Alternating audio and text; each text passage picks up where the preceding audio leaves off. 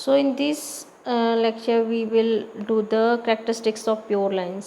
Pure lines means self-pollinated plants with homozygous characteristics that are known as the pure lines.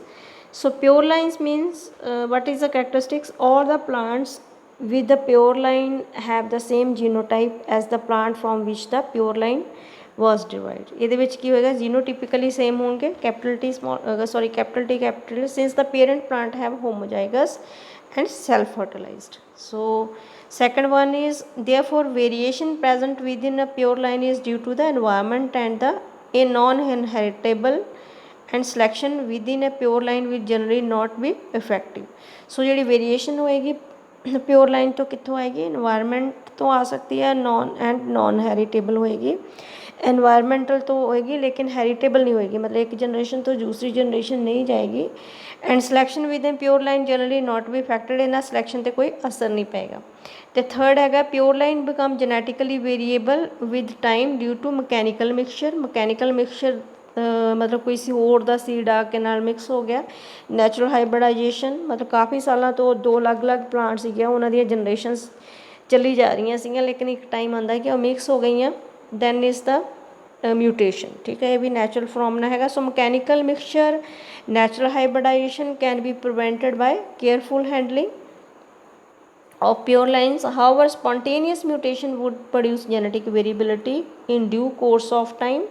So therefore purity of pure lines have to be maintained through regular mass selection. तो असी उदी purity जिहड़ी है regular mass selection दे नाल जिहड़ी है maintain कर सकते हैं. What are the uses of pure lines? As a variety, a superior pure line may be used as a commercial variety. Almost all the present day varieties of self-pollinated crops are pure lines. And second one is as parent in hybridization program. So a pure line that is not suitable for release as a variety may serve as a parent in hybridization program for the development of a new variety.